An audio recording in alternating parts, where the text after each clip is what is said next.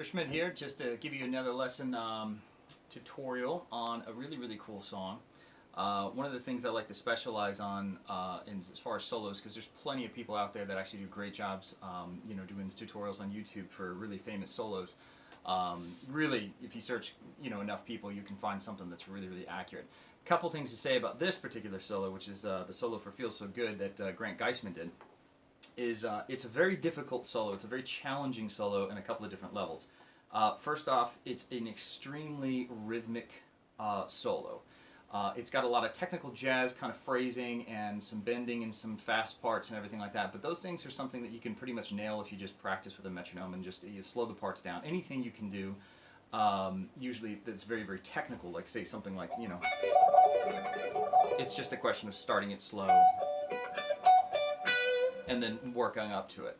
But when you're doing, some bending phrases and those type of things, those can be a little bit challenging because you got to really program yourself and then finally get to the level of where, when you get it warmed up enough and everything just kind of flows and your body just knows what to do, it all starts to click. And really when the solo starts to really come alive on this particular song, is when you really don't have to try very hard. I know it sounds stupid to say a couple of different things like vibratos or something you just put in there, but the trick with this solo specifically is all of the little tiny details and the nuances which makes this solo so legendary. The tone is part of it. Your guitar can be part of it. But I've played this on, super strats and all sorts of stuff. If you like it, you can even play it like a shred style, put it on a metal tone, and it still rocks. But anyways, what I've done with this, I'm playing through an Axe FX. I pretty much have it going through like a jazz chorus type thing with some compression, a little bit of drive. And then I've got a Block 90 phaser on there to try to emulate that kind of cool, flangy, phasey type of sound. But anyways, to get to the solo, what I wanted you to prepare for, a couple of things when you're actually going to approach this, is kind of learn it as a groove. If you have trouble playing rhythm, you're going to have a lot of trouble playing this song because that's what the real elements are going to be for this. So don't go overly technical on this solo. A lot of people that have done the tutorials on this have done it, a little bit weird. There's going to be some phrases in here that I looked at Grant's version that he did at Norm's Rare Guitars on YouTube, and I kind of looked at his version, but I learned from another guy named Xavier from a video that I broke down, and there were some things that even as slow as I got them and I learned a lot of the phrases from, they still didn't match up to Grant's version. And then there's the versions that they play on the album, and then they change a little bit throughout the years, and then they play differently at concerts, blah, blah, blah, blah, blah. Anyways, I'll put the link in the description from one of the two different videos that I learned it from, and you can kind of compare and see what you like. But there's some people on, out there that are trying to put it up there, and they've got the tab, and they've got the MIDI files, and all this kind of stuff, and that's great. But what ends up happening is that the feel is not there. And if the feel's not there, the solo is not going to be inspiring, and that's the thing that really kind of, screws everybody up from time to time. So what I've done is I've really refined it into just little tiny sections, and there's going to be some sections that are going to be absolutely brutal, and they're just not going to make sense because you just got to kind of do them really quick. And even if you watch Grant play them, he kind of fumbles on his own solo, and it's just one of those things that when you've got a very technical solo, it's very difficult to get it exactly right. So anyways, moving on from me just blabbing on about this solo, just a couple of words about it. I'm going to be using this Yamaha Weddington just on the neck pickup, which is pretty much the full thing.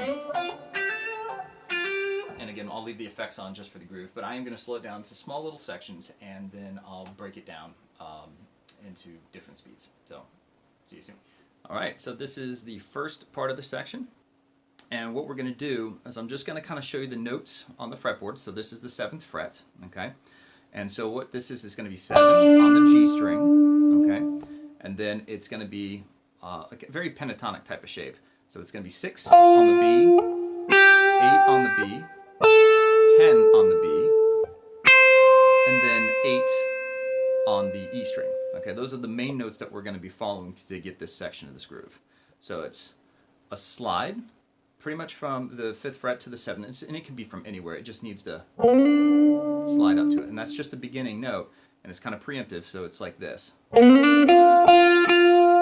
So it's just a very simple 7 to 6, and then it's going to be a 8 slide to the 10.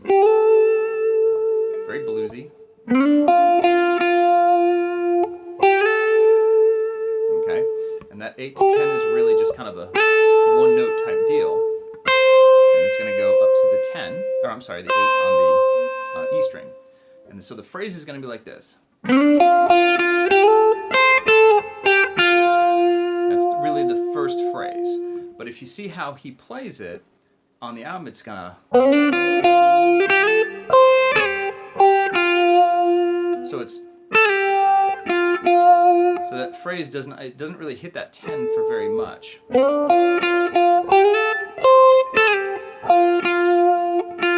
Okay, so it slides down from that 10 to the 8 for that first groove. So if you've got kind of a tempo, it's like...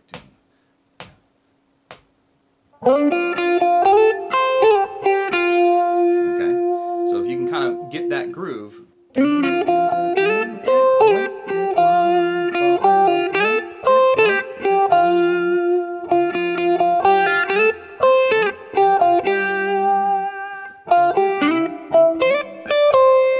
So it's got that kind of a swing type of groove. And that's what I was saying in the beginning. It's got a lot of a rhythmic type of a groove to it. So if you just kind of... It's just going to come off really, really cold. But doesn't mean that you can't start cold. And then after your fingers get more used to it and you start putting the slides and all the inflections, it's going to sound really good. So...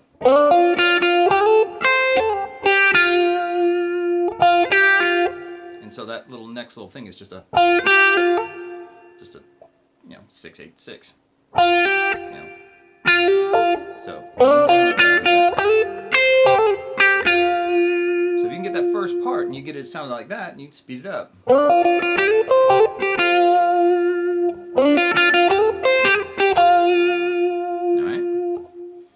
All right. So next part is really just kind of. It just kind of really drives in. You just kind of play the notes.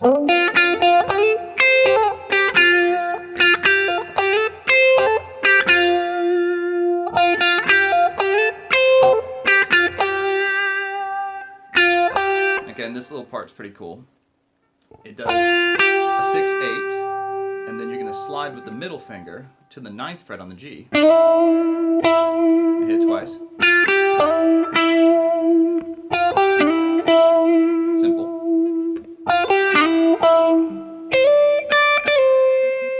On the 8 to the 10. I just use my first finger because it's right in that position. So.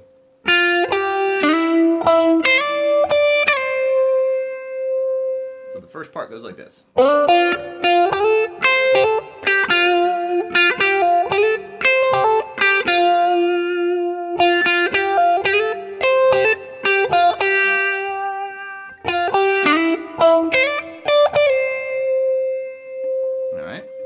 We'll stop right there, and then we'll call that section 1. All right, so this is the second section here.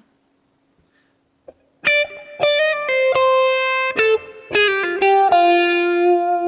so that's lick.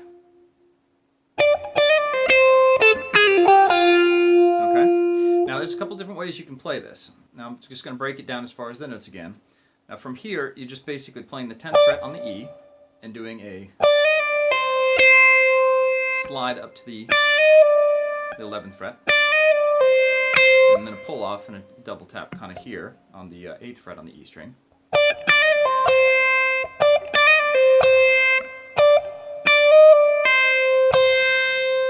Okay, and then what we're going to do is we're going to go to the 10th fret right above that on the B string, and just a staccato, boom, that's it. Okay, almost kind of like to finish it. And then this is a lot of different ways to play this. This is going to be 9, 8, and 6 right here. But you can do a couple different things. You can just pull off from this note. And that'll probably be the easiest for some of you guys. But this is where the tone is in the fingers. This is where phrasing and everything like that really defines different people's characteristics and styles. So you can do the pull-offs with all three of these, which is basically 9, 8, 6, 8, 6. Okay, and accent it differently. But I like to do this. Okay, which is a slide down from the 9 to the 8, and then a pull off. So gives it that jazzy flair. But if that's not what you're really liking and it's too hard to do that, you can just... And that's very accurate. It's also got a lot of snap to it. Okay? Now this next little part right here, I think I'm going to just kind of break it into a completely different lesson, but this is the part we're going to get into. And that's a neat phrase all on its own. I love it. So we'll go into that one in just a second. All right, so this is a little part 3, a little jazzy kind of slide-ish type groove. Okay,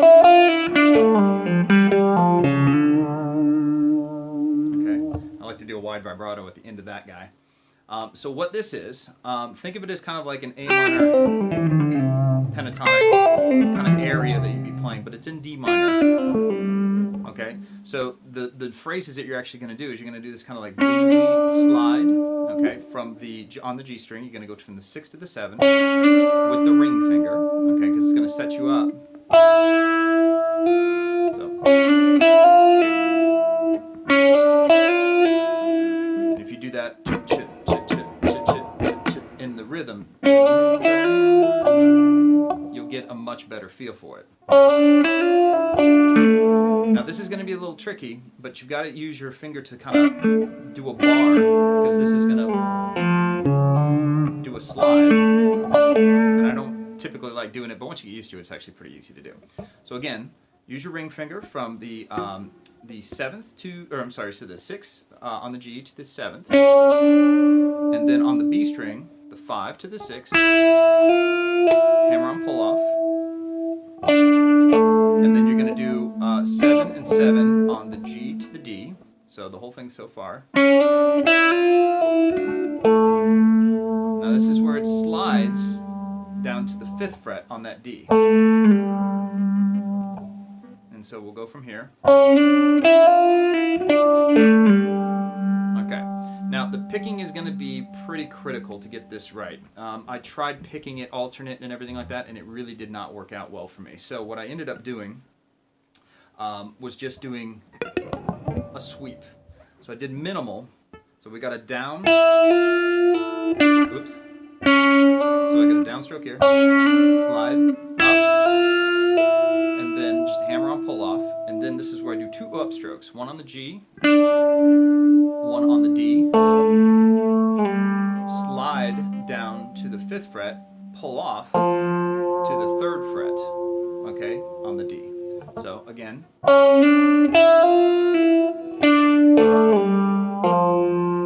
Okay.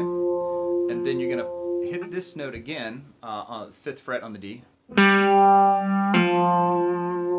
And pull it off. So the whole thing so far is. And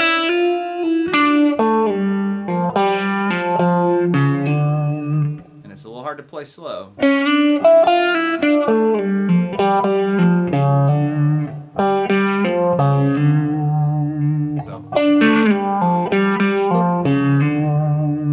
Very, very difficult to teach this solo slow. That's probably why people don't bother doing it. So again, the first part of the solo is just... Play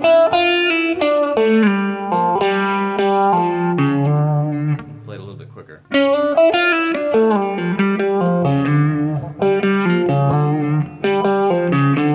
So it's double hit, down, up, pull off.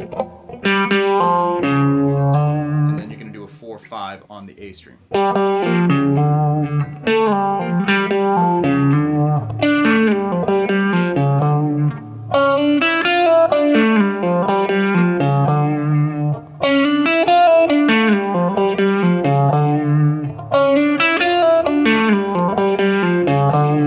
That sounds pretty cool fast. And that's going to set you up if you land on the 5th fret. Okay, that's going to set you up for the next lick, which is just wicked badass. So, anyways, we'll stop for right there. Again. On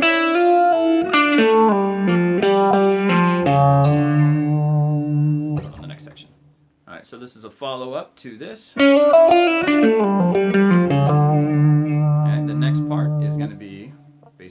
here, you're going to start on the 6th fret, or I'm sorry, the 4th fret on the D string. You're just going to slide it up to the 5th, and then you're going to play with your pinky. That's where I found it the easiest. 7th fret on the G string. So you got, and it's a double tap on the G string.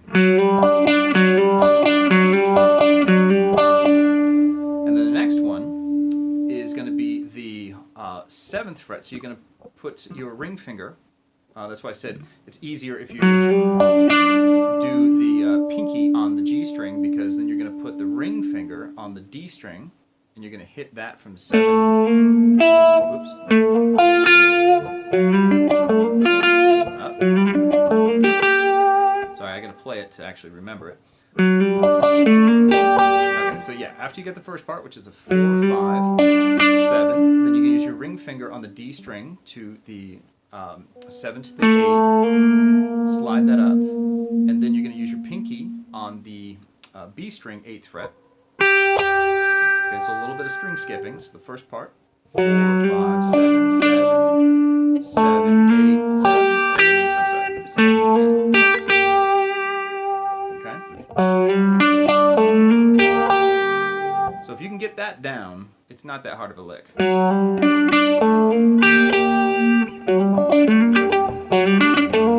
It's got a lot of attitude. And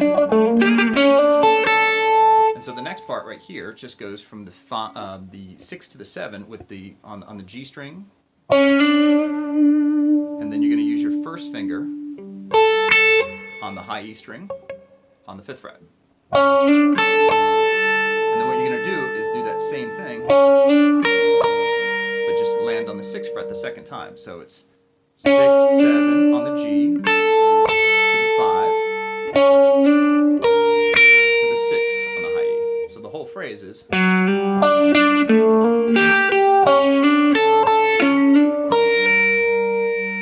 Okay? So again from the top. It's just really, really cool. So far we've got.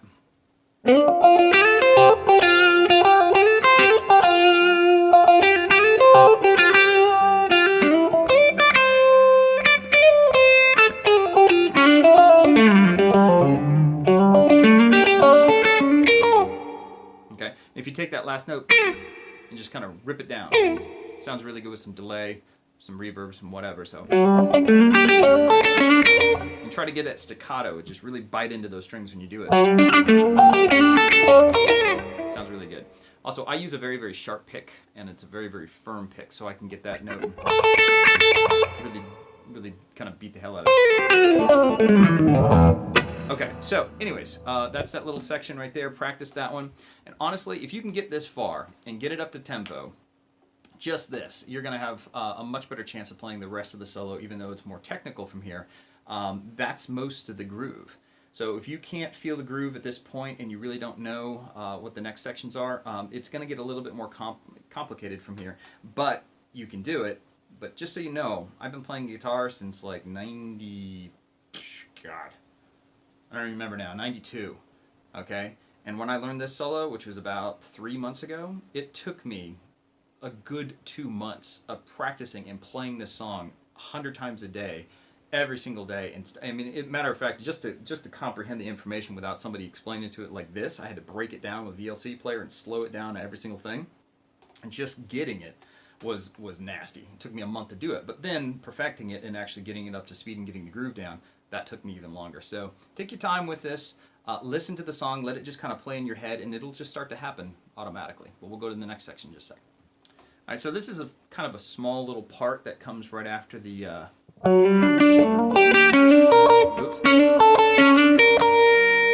And it just basically backs up to the 5.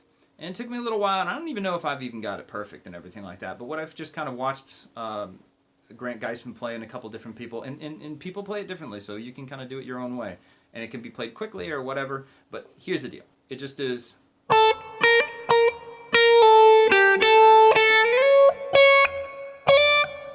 And that's it. That probably wasn't even close to being correct, so I'm not going to break that down. I'll have to play it a little bit quicker so you can kind of get the vibe of it. but it's basically like this. And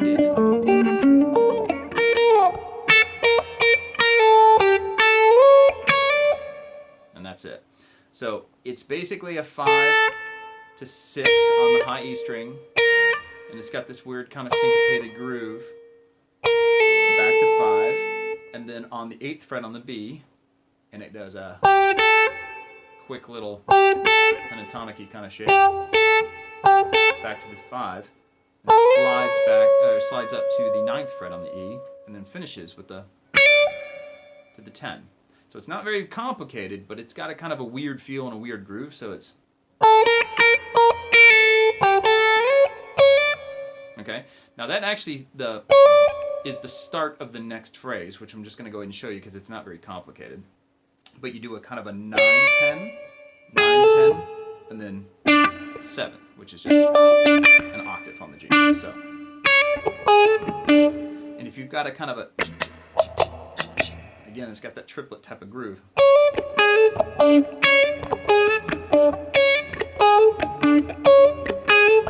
Slide it. So.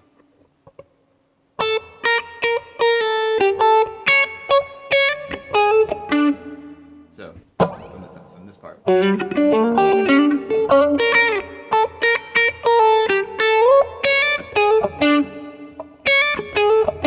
that make sense? So, again, that little groove right there is just 9-10. So I do a down, up, down, up, down. So down, so down. So that's the kind of the groove. So work on that as well, and get that whole thing. And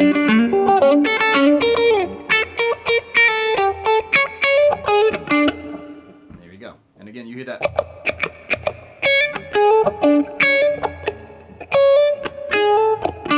So I'm actually striking the note and then doing kind of a ghost note. And there you got it. So again, very much like a snare drum. You know, that's how they would do that. You need to get your ghost notes. So this solo, if you think more intensely like a rhythmic instrument rather than a lead instrument, then you understand why this song is just ripping awesome. So.